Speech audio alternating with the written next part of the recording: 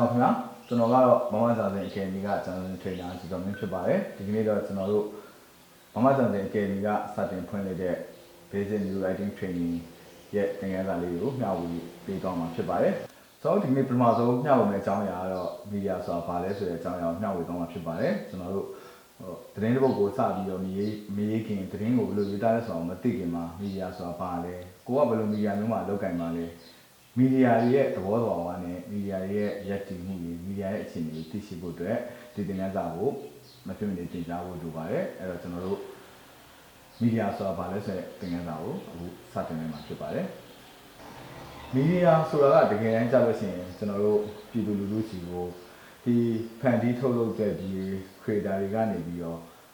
အတိပေးတင်ပြလို့ရတဲ့ communication channel တွေလို့ကျွန်တော်တို့ပြောလို့ရပါတယ်ဒါကအခုဖြစ်ပေါ်တိုးတက်လာတဲ့ကြောင်းလဲလာတဲ့ခေတ်စနစ်တွေနဲ့အညီဒီလိုမျိုးသုံးသပ်လို့ရတာပါဒါမီဒီယာရဲ့စကားလုံးကိုမီဒီယာလာတယ်ဆိုတဲ့ definition တွေတမိုင်းကြောင်းတွေအများကြီးရှိပေမဲ့တကယ်တမ်းလူတွေနားလည်လွယ်အောင်ပြောရမယ်ဆိုရင်မီဒီယာဆိုတာပြည်သူလူထုနဲ့ဖန်တီးတင်ဆက်သူတွေကြားထဲမှာ communication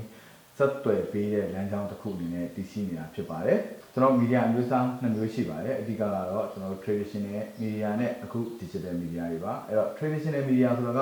ကျွန်တော်တို့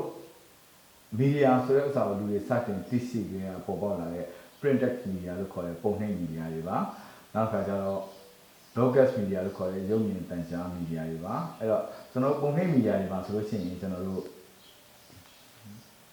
့အများသိကြတဲ့သတင်းစာတွေသတင်းချန်နယ်တွေဒါတွေမကဘဲနဲ့ကျွန်တော်တို့လက်ကမ်းကြော်ညာတွေဒေဘုတ်တွေ visual နဲ့ပုံနှိပ်လို့ရတဲ့အမြင်အာရုံဖန်ဆားပြီးတော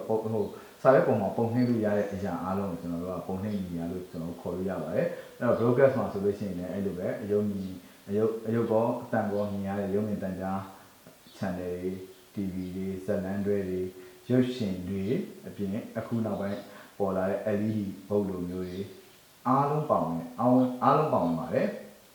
်ဆိုတော့ digital media ကတော့အခုကျွန်တော်တို့သုံးနေတဲ့ website တွေနဲ့ social media platform တွေဖြစ်တဲ့ Facebook တို့ YouTube တို့ TikTok တို့ Telegram တို့စတဲ့ social media platform တွေကိုဆိုလိုတာဖြစ်ပါတယ်မီဒီယာတွေကပြည်သူလူထုတွေကိုဘာတွေပို့ဆောင်ပေးလဲဘယ်လိုအရာတွေကိုဝန်ဆောင်မှုပေးလဲစမ်းဆောင်ပေးလဲဆိုတဲ့အစားကျွန်တော်ပြောအောင်ဆိုရင်ပထမဆုံးကတော့ informing လို့ခေါ်တဲ့သတင်းချက်လက်တွေပေးတာပံ့ပိုးပေးသတင်းချက်လက်တွေပံ့ပိုးပေးတာနောက်ခါကျတော့ educating လို့ခေါ်တဲ့ပညာပေးလုပ်ငန်းစဉ်တွေနောက်ခါကျတော့ advocating လို့ခေါ်တဲ့အသိပညာပေးတဲ့လုပ်ငန်းစဉ်တွေတချို့မိတယ်ကြလဲ advocating မဟုတ်တော့ဘဲနဲ့ propaganda လို့ခေါ်တဲ့ဝါဒဖြန့်တဲ့လုပ်ငန်းတွေလည်းလုပ်ဆောင်တာမရှိရဲနောက်တစ်ခါကျတော့ကျွန်တော်တို့မီဒီယာအများစုလုပ်တဲ့လုပ်ဆောင်ချက်တွေကတော့ entertaining လို့ခေါ်တဲ့ဖျော်ဖြေရေးလုပ်ငန်းတွေပါဆိုတော့အဲ့လိုလှုပ်ဆောင်တဲ့သူတို့ရဲ့လှုပ်ဆောင်ချက်တွေကိုမူတည်ပြီးမီဒီယာအမျိုးအစားတွေထပ်ပြီးကွဲပြားသွားပါတယ်အဲ့တော့ဘာတွေကွဲပြားလဲဆိုရင်ကျွန်တော်တို့ရိုးရှင်းပြောရမယ်ဆိုရင်သတင်းမီဒီယာလို့ခေါ်တဲ့ news media တွေနဲ့ other media ပေါ့အခြားမီဒီယာတွေဆိုပြီးကျွန်တော်တို့ကွဲပြားသွားမယ်လို့ပြောလို့ရပါတယ်ဆိုတော့သတင်းမီဒီယာတွေကဘယ်လိုခန်းခံတာလှုပ်ဆောင်လဲပြည်သူလူထုဘယ်လိုအကျိုးတက်ရောက်လဲဆိုတဲ့အနေအထားမှာသတင်းမီဒီယာတွေကနိုင်ငံရဲ့ဒါမှမဟုတ်ကမ္ဘာရဲ့မှာဖြစ်ပျက်နေတဲ့သတင်းအချက်အလက်တွေကိုမှန်ကန်ရလားတိကျရလားဆိုတဲ့အကြောင်းအရာတွေစီစစ်တင်ပြပြီးတော့ပြည်သူလူထုစီကိုသတင်းအချက်အလက်တွေပေးပို့တဲ့တောင်းကိုထမ်းဆောင်ရတယ်။ဒါပေမဲ့တခြားမီဒီယာတွေကကျတော့ဖျော်ဖြေရုံဒါမှမဟုတ် educate လုပ်ရုံဒါမှမဟုတ် propaganda လုပ်ရုံဝါဒဖြန့်ဆိုတဲ့အနေအထားမျိုးမှာသူတို့ကအခါကျလို့ရှိရင်တကယ်ဖြစ်ပျက်နေတဲ့အချက်အလက်တွေမဟုတ်ဘဲနဲ့ဖန်တီးပုံဖော်ထားတဲ့အချက်အလက်တွေဒါမှမဟုတ်လူတွေပျော်ရွှင်စေအောင်တရုတ်ဆောင်ရိုက်ကူးထားတဲ့အချက်လက်တွေနဲ့ပဲဖျော်ပြရမှာဖြစ်ပါတယ်အဲ့ဒီခါကျတော့သတင်းမီဒီယာနဲ့တခြားမီဒီယာတွေကအင်မတန်ကွာခြားပါတယ်ဒါပေမဲ့ဒီကျွန်တော်မြန်မာနိုင်ငံမှာတော့သတင်းမီဒီယာနဲ့အခြားမီဒီယာတွေကိုကွဲပြားဆန္ဒမှုရှိခါကြလို့ရှိရင်ကျွန်တော်ကတစ်ခုဆိုလို့ရှိရင်ဝေဖန်မှုကမြင့်တက်လာတာမျိုးရှိတယ်ပေါ့နော်ဆိုတော့ခါကျတော့တချို့သောမီဒီယာတွေကဝေဖန်တာတွေစီစစ်တာတွေမလုပ်ပဲပြည်သက်ကိုဖြော်ပြရေးအတွက်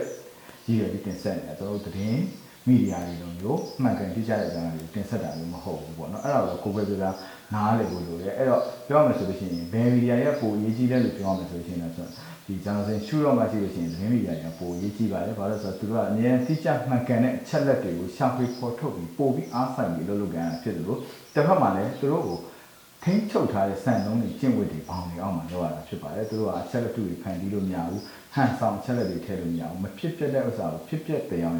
ရိုက်ကူးတင်ဆက်လို့မရပါဘူးဒါပေမဲ့တခြားမီဒီယာတွေကတော့ဖျော်ဖြေရေးအတွက်ရည်ရွယ်တယ်ဒါမှမဟုတ်ရှင်တော့ဝါဒဖြန့်ဖို့ဆိုတဲ့ရည်ရွယ်တဲ့အတွက်ကြောင့်အချက်လက်အတုတွေသတင်းအချက်လက်အမှားတွေကိုထင်လို့ပုံဖော်ပြီးဖန်တီးပြီးတော့ပျော်စီပြက်စီပဲဖြစ်ဖြစ်တမင်ရည်ရွယ်ပြီးတော့ပဲဖြစ်ဖြစ်လုံးချန်ဖန်တီးပြီးတော့ပဲဖြစ်ဖြစ်လုပ်လို့ရတယ်အဲ့လိုလုပ်လို့ရတဲ့အခါမှာကျင့်ဝတ်တွေပေါင်းနေနဲ့စီးနှောင်ထားတာလည်းမရှိတဲ့အတွက်ကြောင့်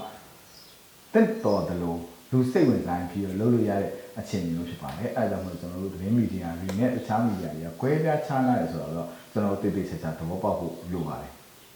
အဲ့တော့ကျွန်တော်တို့ဒီလိုမျိုးကွဲပြားခြားနားတဲ့ function တွေအောက်မှာကွဲပြားခြားနားတဲ့ function တွေကျွန်တော်တို့မီဒီယာဆိုတာဘာလဲဆိုတဲ့ကိစ္စမှာကျွန်တော်တို့ရှင်းပြတဲ့အကြောင်းရင်းကတက်ရောက်မှုကြောင့်ပါကျွန်တော်တို့သတင်းအချက်လက်ပေးတဲ့မီဒီယာတွေပဲဖြစ်ဖြစ်ဖြောပြပေးတဲ့မီဒီယာတွေကပဲဖြစ်ဖြစ်ရလာတဲ့အချက်လက်တွေကိုပြည်သူလူထုတွေကဘာလုပ်လဲဆိုတဲ့စာအရေးကြီးပါတယ်ကျွန်တော်တို့မီဒီယာတွေမှာပဲဖြစ်ဖြစ်ဒီရရှိစုဆောင်းရရှိမှုကတော့သတင်းအချက်လက်တွေတကယ်တမ်းကျလူတွေကိုပုံဖော်နေပါတယ်ဘယ်လိုပုံဖော်လဲဆိုရင်ကျွန်တော်တို့